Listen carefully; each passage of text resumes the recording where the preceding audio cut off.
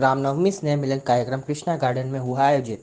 रामनवमी शोभा यात्रा में हम सभी के सत प्रयासों के फलस्वरूप नागौर राम में हो गया। पिछले 100 महीने से सभी के द्वारा अथक समर्पण का परिचय देते हुए ये कीर्तिमान रचा गया। इस कार्य को नागौर के सभी क्षेत्रों और श्रेणियों द्वारा संपन्न किया गया। कार्यक्रम में रामनवमी शोभा यात्रा की आकर्षक झलकियां दिखाई गई। सभी बंधु भगिनियों के लिए स्नेह मिलन एवं स्वरुचि भोज का आयोजन रखा गया। कलेक्ट्रेट चौराहा का नाम श्री राम चौराहा रखने पर सभापति मीतू बोत्रा, पार्षद नरोत्तम बोत्रा वे सभी पार्षदों का धन्यवाद प्रेषित किया।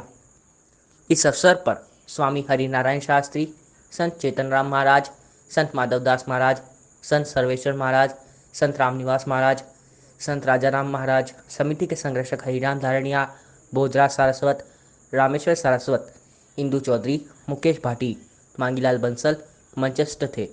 आयोजन समिति के अध्यक्ष सूरजमल भाटी ने भी इस अवसर पर मार्गदर्शन किया।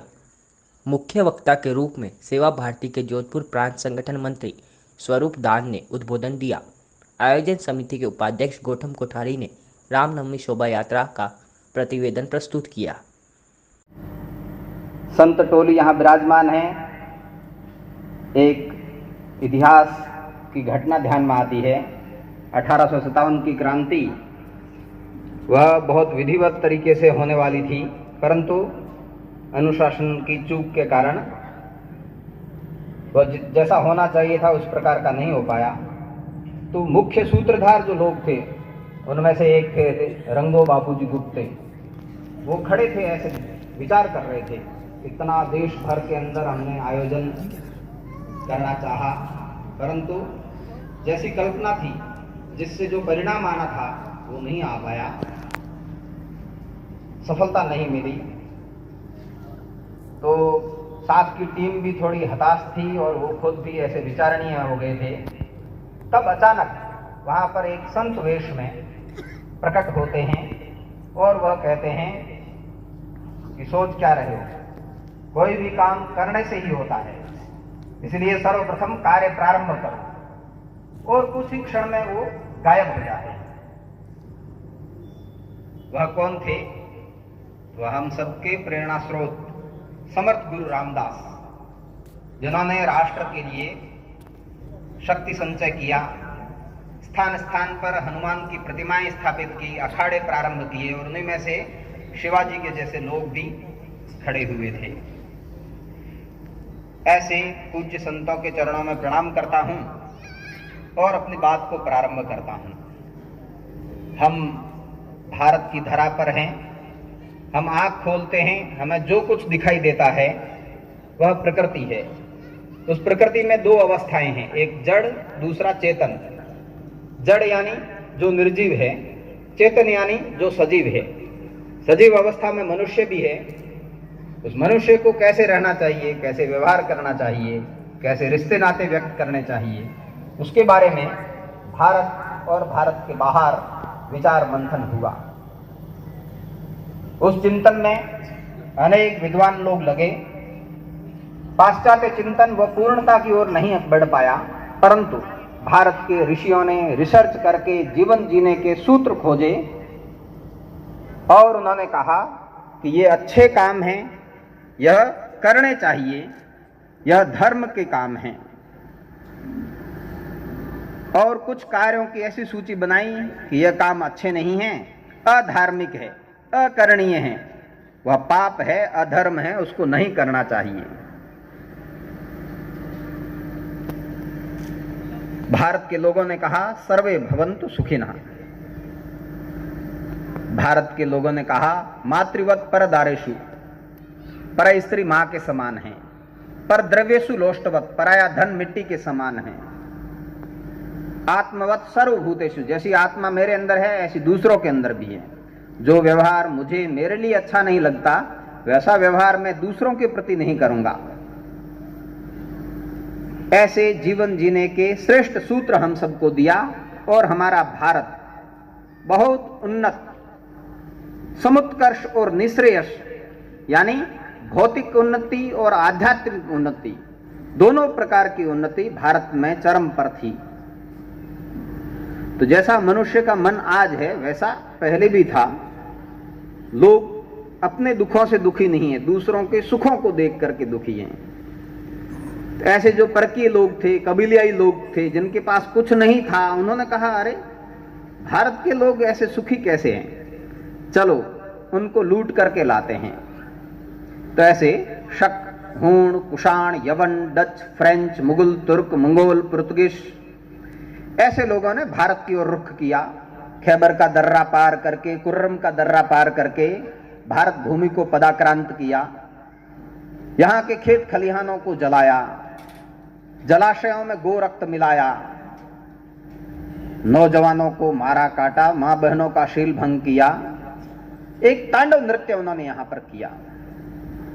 पर हमने कहा वयम अमृतस्य पुत्रः, हम अमृत के पुत्र हैं, समाप्त होने वाले नहीं हैं। हम में से एक भी जीवित है तो इस राष्ट्र की जो संस्कृति है उसको हम पुनर्जीवित करेंगे।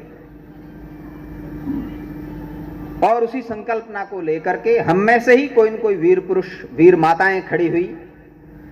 उन्होंने ये अत्याचारी जो लोग आए थे उनको टक्कर दी, परास्त किया, पराभूत किया, धूल धूसरित किया, अपने अंदर ही मिला दिया।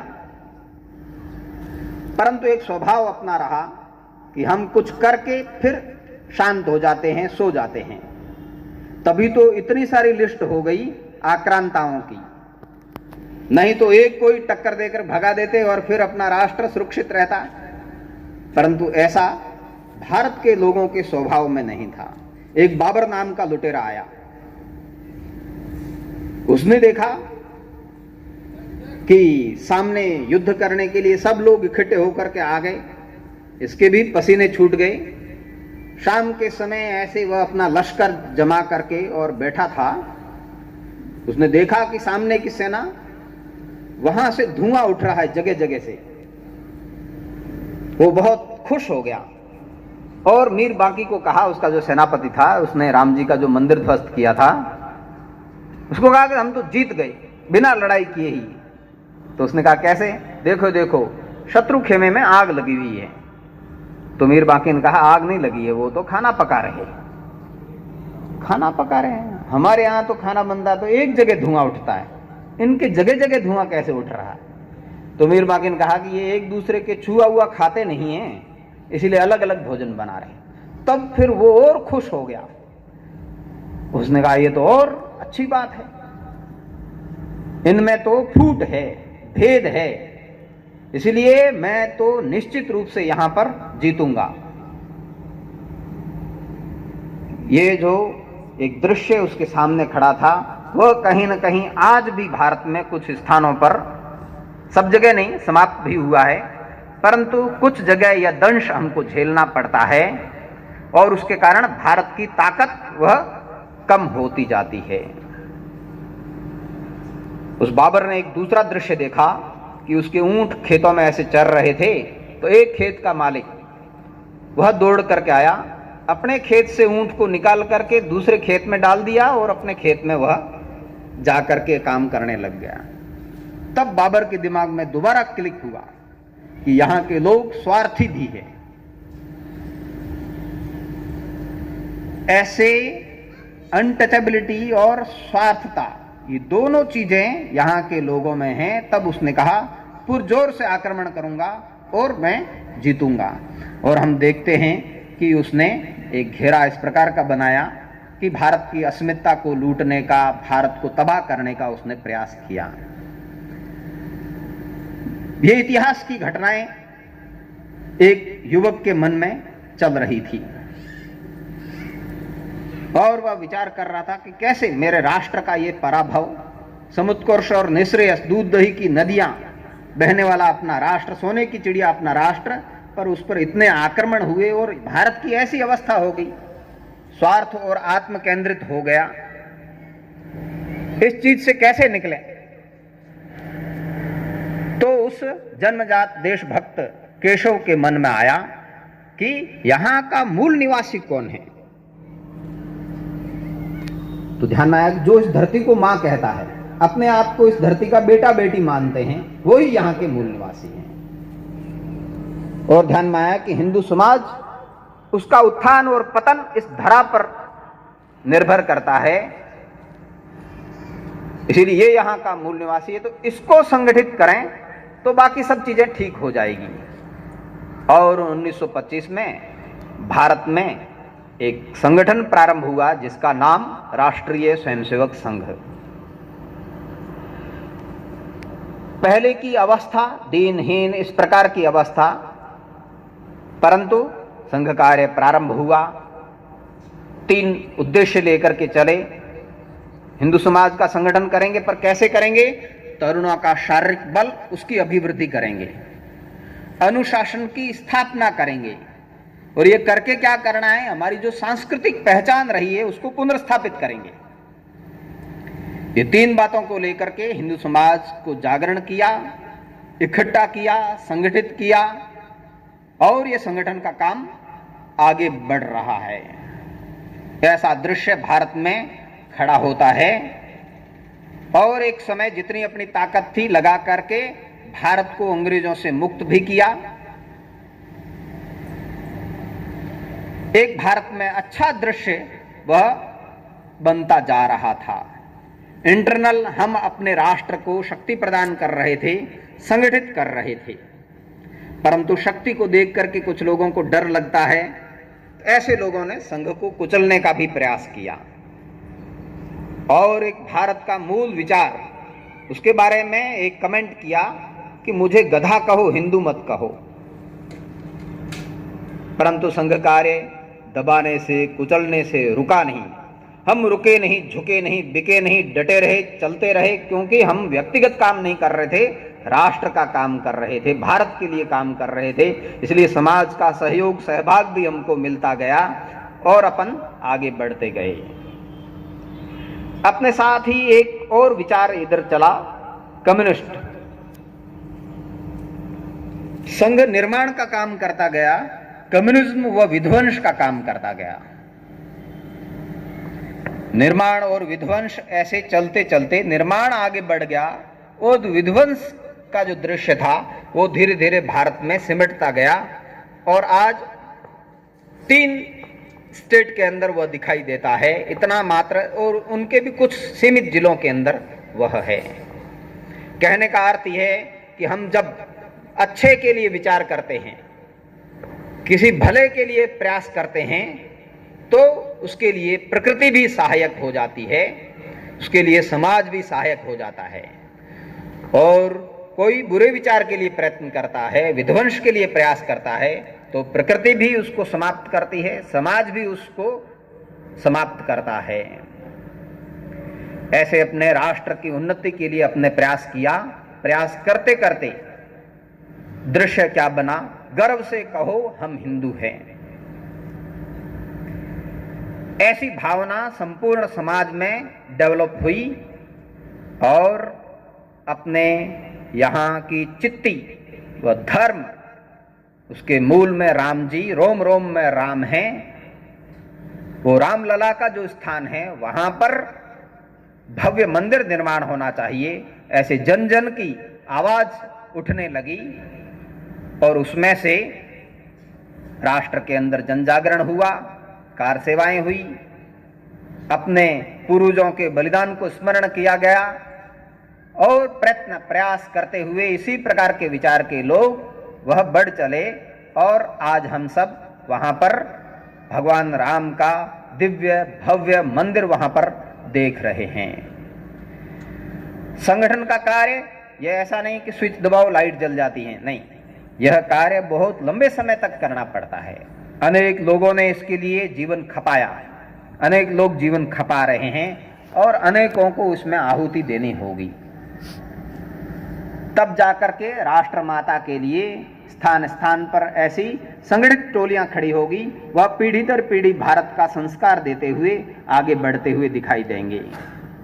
हम सब ने यहाँ पर दृश्य देखा रामनवमी के शोभा यात्रा का। इन दिनों मैं इसी जिले में था, आजकल डीडवाना भी बन गया तो उधर ज्यादा रहना हुआ। तो अपने इस जिले के अंदर और पूरे भारत में भी, पर दो आंखों से दृश्य देखा यहाँ का, अभूतपूर्व उत्साह, अद्भुत दृश्य, अलौकिक आभा ऐसा पूरे इस नागौर क्षेत्र के अंदर दिखाई दिया। माताएं, बहनें, बच्चे, बड़े बुजुर्ग, संतगण सब अपना स्थान छोड़ करके और राम जी की शोभा यात्रा में चल पड़े थे। इस प्रकार का जब दृश्य समाज जब इकट्ठा आता है तो भारत की ताकत बढ़ती है। हम में से कोई एक भी व्यक्ति, सूरज जी वैसा मनीष जी को मैं कहना चाहता हूं, एक भी व्यक्ति जीवित है इस नागौर के क्षेत्र में, तो यह जो रामनवमी की शोभा यात्राएं हैं ये अबाध गति से चलती रहनी चाहिए। ये छोटे छोटे बालक बच्चे जो हैं वो इसमें शामिल होते हैं, स्वतः उनको प्रेरणा मिलती है, स्वतः उनको संस्कार मिलता है। कोई अलग से कहने की आवश्यकता नहीं, फीडिंग की आवश्यकता नहीं, इसी दृश्य में से ही वो अपना कंसेप्ट बनाते हैं और वह आगे बढ़ते हैं। अच्छे कामों को करने के लिए थोड़ा प्रयास करना पड़ता है। जैसे पानी टंकी में चढ़ाना है तो मोटर लगानी पड़ती, ताकत लगानी पड़ती है। तो ऐसी छोटी सी ताकत हमने प्रयास किया तो नई पीढ़ी को एकदम रास्ता ठीक से मिल जाता है, रास्ता ठीक से मिल जाता है। भारत के अंदर हम हिंदू जन एक परिवार व्यवस्था को लेकर के चलते हैं। कुटुंब हमारे संस्कार का आधार है। परंतु मित्रों, कुटुंब को भी बिखेरने के षड्यंत्र हो रहे हैं। संयुक्त से एकाकी कर दिया और उसमें भी आपसी संघर्ष और इस प्रकार के चलचित्र, इस प्रकार के दृश्य वो समाज में लाए जा रहे हैं जो अपने समाज को बिखेरने का प्रयत्न चलता है। ये हिंदू जीवन ही है जिसने इतना बड़ा कुटुंब व्यवस्था, परिवार व्यवस्था को स्थापित किया। उसके कारण भारत भारत है। नहीं तो पाश्चात्य जगत में हम जाकर के देखेंगे तो वहां पर परिवार व्यवस्था कुछ भी नहीं है। यूज एंड थ्रो की वहां की संस्कृति है। वो संस्कृति क्या है? विकृति है वहां पर। उन लोगों को मैनर्स सीखने के लिए पहले भी भारत की ओर आए हैं, अभी भी भारत की ओर आने को लालायित है। पर भारत अगर भारत नहीं रहेगा, भारत अपने आधार कुटुंब को ठीक से नहीं संभालेगा तो भारत दुनिया को क्या दे पाएगा? इसलिए जो जहां खड़ा है भारत का पुत्र पुत्री, वह अपने कुटुंब को, परिवार को मजबूत करना है, संस्कारित करना है, शिक्षित करना है, राष्ट्र के लिए समर्पण भाव डेवलप करना है।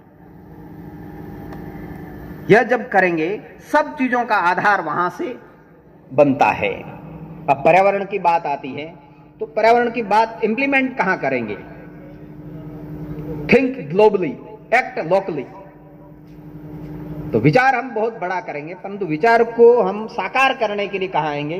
तो हमारा एक इकाई जो अपने पूर्वजों ने हम सबको ठीक से बना करके दी है वह है कुटुंब, परिवार। परिवार को जितना हम संयुक्त रखेंगे तो एक निश्चिंत हो करके अपन सारे काम कर पाते हैं। परिवार में व्यक्ति एक ही है तो रिश्तेदारी में जाऊं, दुकान पर जाऊं, नौकरी पर जाऊं, फौज पर जाऊं, हल चलाऊं, क्या करूं, मजदूरी पर जाऊं, पीछे परिवार का क्या हाल होगा, उसको एक चिंता रहती है। परिवार में बच्चे भी हैं, चलो ये बहुत थक कर आए, अब मेरे मन की बात बताऊं कि नहीं बताऊं, ऐसा वो अवसाद की स्थिति में आ जाते हैं। इसलिए परिवार को हमको दृढ़ करना है, यह मुख्य बात है। और उसमें से ही हम सब इस प्रकृति माता को सुरक्षित रखने के लिए पर्यावरण का संरक्षण करेंगे, जल का संरक्षण करेंगे, प्लास्टिक मुक्त करेंगे, पेड़ लगाएंगे। हमारे जन्मोत्सव इत्यादि होते हैं, परिवार में शुभ प्रसंग होते हैं, उस समय वृक्षारोपण करेंगे। तो यह करते करते एक बच्चों में भी संस्कार आता है। हमको भी जीवन जीने के लिए जो ऑक्सीजन चाहिए वह सब यहीं से मिलने वाली है।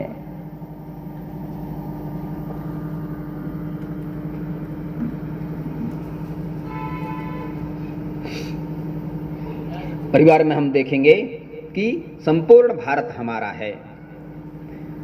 तो भारत में यह जो अनटचेबिलिटी जो दिखाई देती है, अस्पृश्यता जो दिखाई देती है, वह अभिशाप है। उसको हम मिलकर के समाप्त करेंगे। कोई एक ऐसा समय था जिसमें आक्रांता आए और उन्होंने तलवार और कुरान रखी, या तो स्वीकार करो या मारे जाओगे। उन्होंने कहा हम कुरान स्वीकार नहीं करते।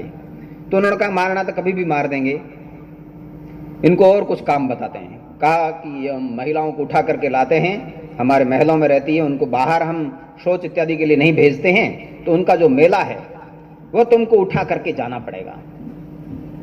उन्होंने कहा ये स्वीकार करते हैं पर धर्म नहीं बदलेंगे। वो जाने लगे तो और उनको प्रताड़ित करने के लिए क्या किया, तुमको ये तिनके की जो टोकरी है इसमें उठा करके ले जाना पड़ेगा। वह मेला, वो पानी बहता रहता था शरीर पर वो उठा करके बाहर फेंकते थे। अभी अभी कोरोना आया, परिवार के भी किसी सदस्य को हुआ तो वो खुद भी सेल्फ आइसोलेट हुआ, अलग बैठा। परिवार ने भी दूर से रोटी पकड़ाई उसको।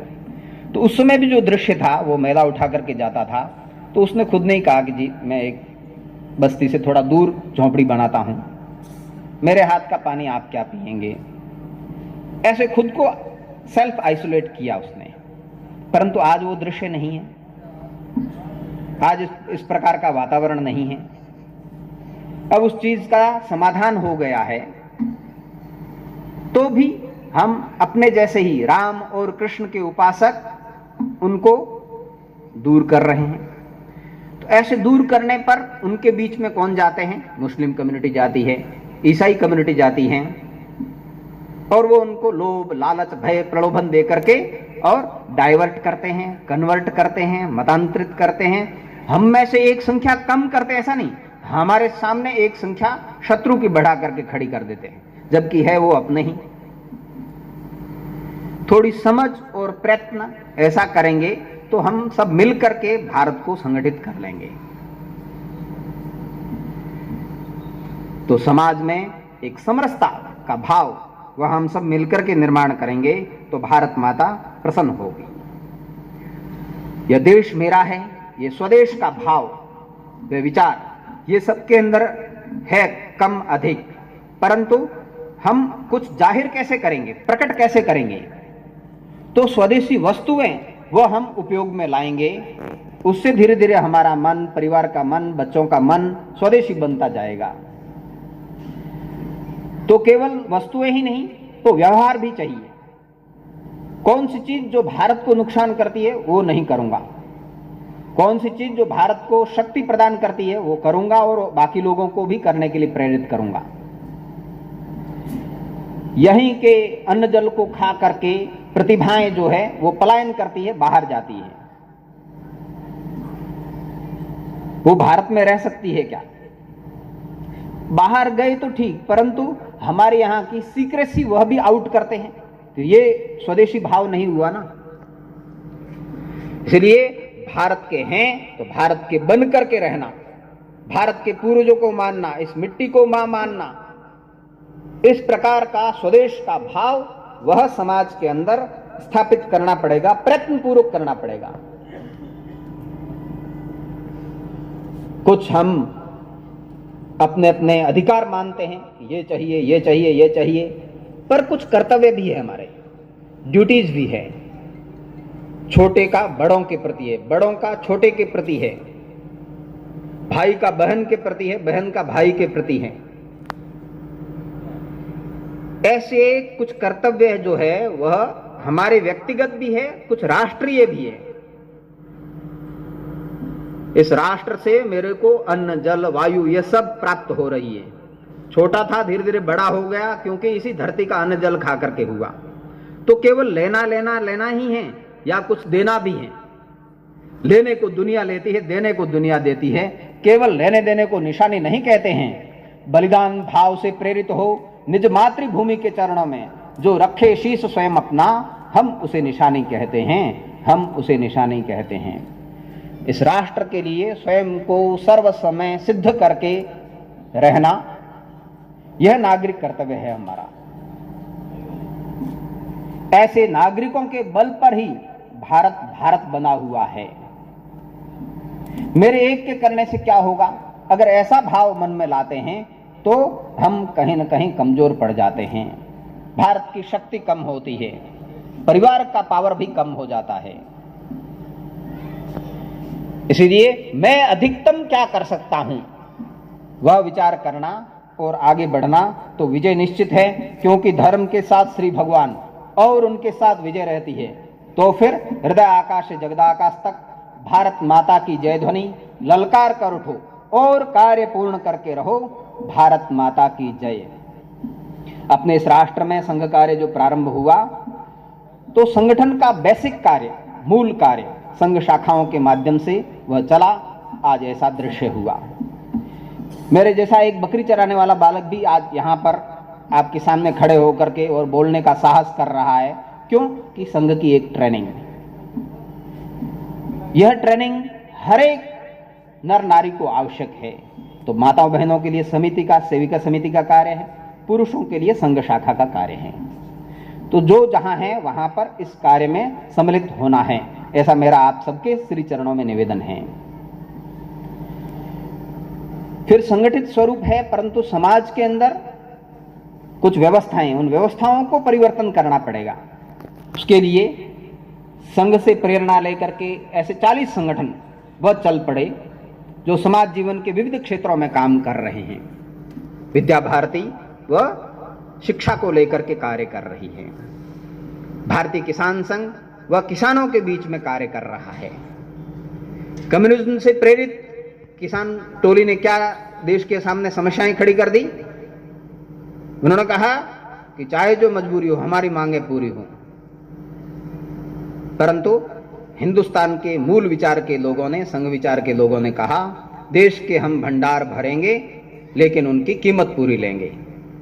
तो जो प्रयत्न प्रयास किया है उसकी कीमत लीजिए, परंतु देश के भंडार भरेंगे, देश को ताकत प्रदान करेंगे। दूसरा विचार क्या डेवलप हुआ? चाहे जो मजबूरी हो, हमारी मांगे पूरी हो, कुछ भी हो, विध्वंस हो, पर एनी हाउ मेरी बात पूरी करो। तो दोनों में से कौन सी ठीक? तो राष्ट्रीय विचार की बात ठीक लगती है। ऐसे मजदूर वर्ग, वह भी मेहनत पसीना बहा करके कमा करके खाता है, अपने बच्चों को भीख के लिए नहीं भेजता है। ऐसा जो मजदूर वर्ग है उसको भी संगठित करके राष्ट्र के लिए उपयोगी बनाने का प्रयास किया भारतीय मजदूर संघ ने। युवक हैं, वो आगे बढ़ते हैं, पढ़ते हैं, कॉलेज में जाते हैं, डाइवर्जन भी होता है वहां पर, परंतु उन सब का ध्यान भारत के संस्कारों पर रहे, इसलिए भारत अखिल भारतीय विद्यार्थी परिषद वह काम करती है। सेवा के क्षेत्र में सेवा भारती कार्य कर रही है।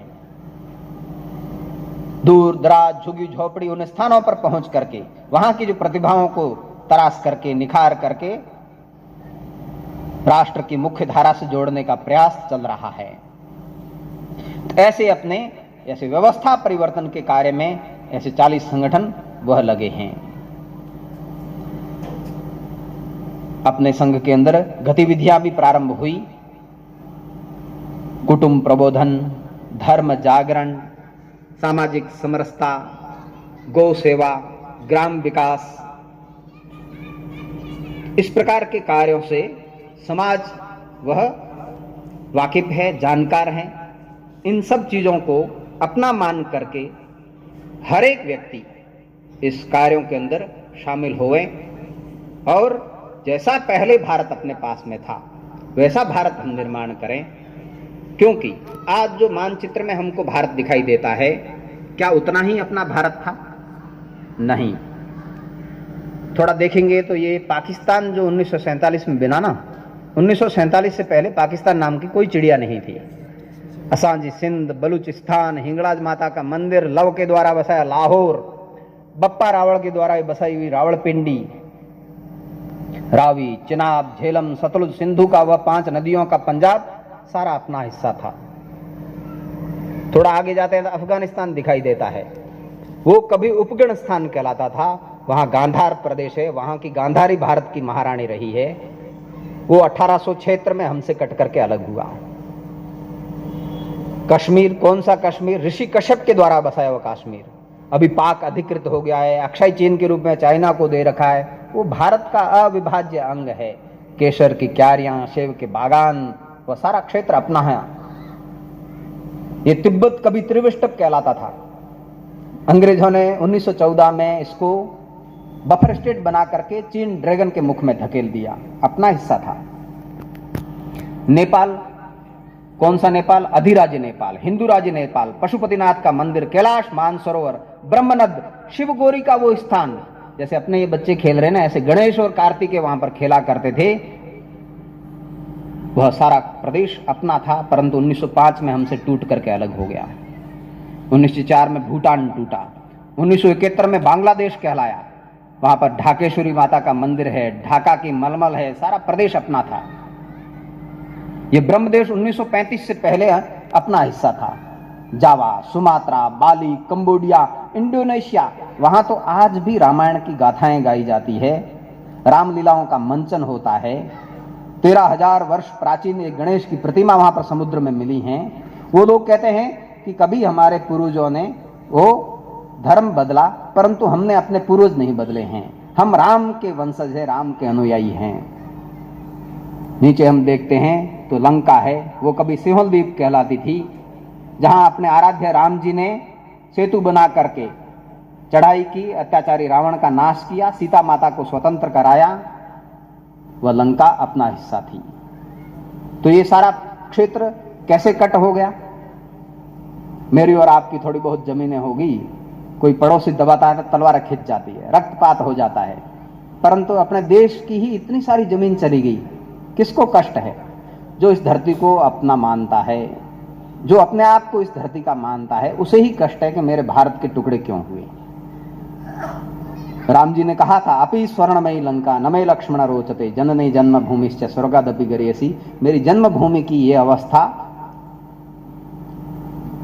इसलिए संघ कार्य की आवश्यकता है, संगठन की आवश्यकता है। उसको द्रुत गति से अपन बढ़ाएंगे, फिर से भारत के टुकड़े ना हो, और जो चले गए हैं वो वापस कैसे जुड़े।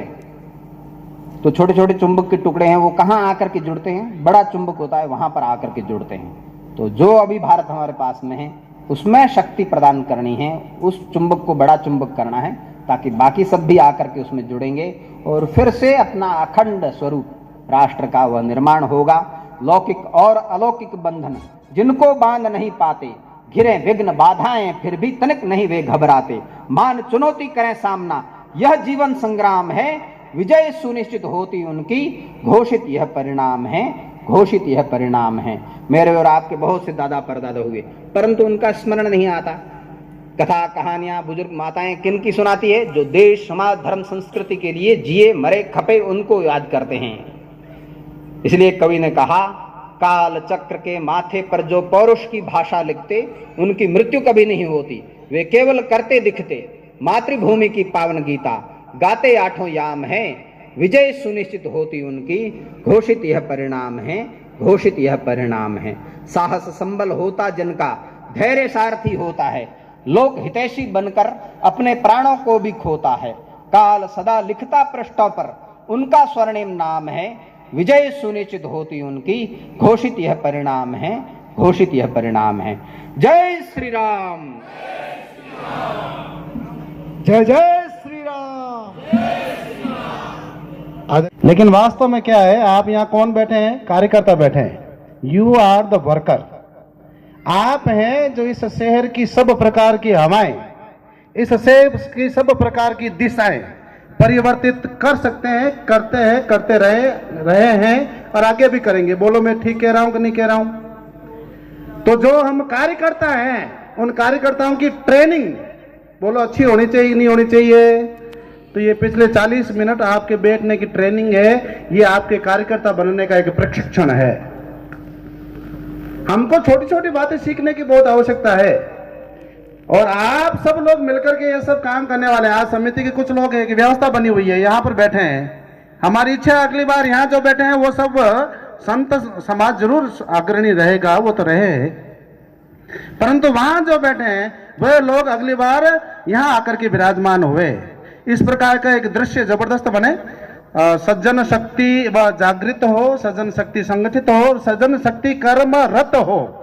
इस प्रकार का आग्रह भाई साहब के द्वारा विस्तार से किया गया है। नहीं, हम सब राम जी के कार्यकर्ता हैं, राम जी के वानर सेना है, राम जी का कार्य करने वाले लोग हैं, तो उसके लिए यहाँ पर आए।